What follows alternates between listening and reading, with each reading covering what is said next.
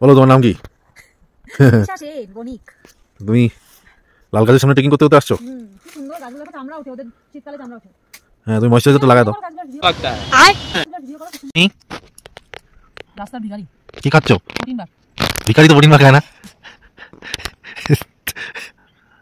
তুমি কালকে তাই ওইখান থেকে নামছে, হাঁকতে হাঁকতে নামছে, এখান দিয়ে আইসে এখান দিয়ে গিয়ে খুব কমপ্লেন করে, যেখানে যায় আমার সাথে ঝগড়া করে।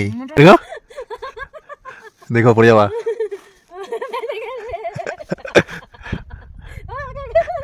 চলো রে।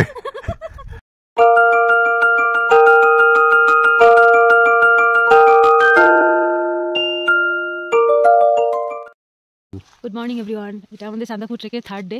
আমরা কালকে ফালুট অব্দি যেতে পারিনি, খুব রাত হয়ে গেছিলো। আর পরে আমরা গাইড আমাদেরকে মলি বলে একটা জায়গায় স্টে করিয়েছে। এখান থেকে ফালুট 7 কিলোমিটার্সের মতো। তো এখন আমরা সকাল 10 কিলোমিটার 10 কিলোমিটার 10 কিলোমিটার সবরগ্রাম থেকে 7 কিলোমিটার। ও আচ্ছা। আমরা যাচ্ছি শ্রীখোলা, শ্রীখোলাতে গিয়ে তারপর ওখান থেকে গাড়ি করে সেরে দেবো। সবাই খুব অসুস্থ।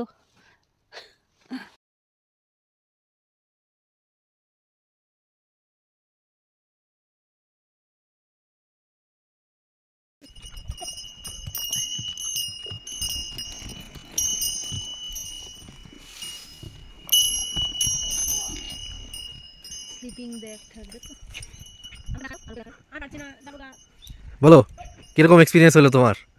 ভালো এক্সপিরিয়েন্স? খিদা পেয়েছে? রসুন রোজ জল খাবা? देखा आपने लापरवाही का नतीजा है। কেমন লাগছে তোমার জঙ্গলের রাস্তায়?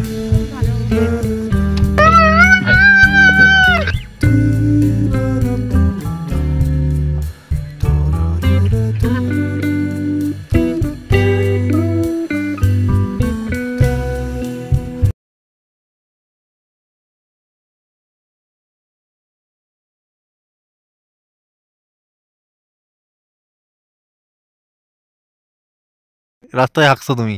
কি করবো, রাস্তার কুকুর আর আমার সঙ্গে আমার মধ্যে কোনো পার্থক্য ছিল না। দাও, রিল্যাক্সেশন অনেক হয়েছে। রুমটা দিয়েছে আমাদেরকে সেপিতে, এরকম এখানে টেবিল আছে, জল আছে, টিস্যু আছে। আর এটা হচ্ছে বাথরুমটা, বাথরুম বেশ পরিষ্কার পরিচ্ছন্নই আছে। তো জল তো খুবই ঠান্ডা, যেহেতু এখানে খুবই ঠান্ডা।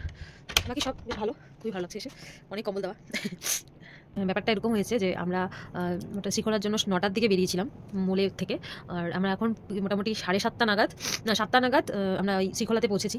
মানে এত সবার অবস্থা খারাপ হয়ে গেছে, মানে দুজন অসুস্থ, একজন তো মানে তার AMS হয়ে গেছে, একজনের ভমিটিং হয়েছে গ্যাসের থেকে, আমার পায়ে ফোসকা পড়ে গেছে, পা অ্যাঙ্কেল মানে ব্যান্ড হয়ে গেছিলো, প্রচণ্ড ব্যথা পায়। তো আমরা অনেক লেট হয়ে গেছে, সেই কারণে আস্তে আস্তে এসেছি। অ্যাকচুয়ালি অতক্ষণ লাগে না।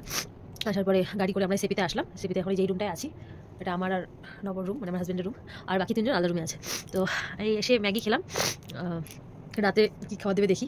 খেয়ে কালকে সকাল ভোর 5টার দিকে আমাদের গাড়ি এসে নিয়ে যাবে সোজা শিলিগুড়ি। তো কালকেই বাড়ি চলে যাচ্ছি। অ্যাকচুয়ালি আমাদের আরেকদিন স্টের প্ল্যান ছিল, যেহেতু একেবারেই সবার অসুস্থ হয়ে গেছে, অন্যরকম হয়ে গেল সব কিছুই। সেই জন্য তাও ভালোই লাগলো, খারাপ লাগলো না। কী করা যায়, শরীরের তো বলা যায় না। তো এই তো আপাতত আমাদের ট্রেকটা কালকেই এন্ড হয়ে যাচ্ছে।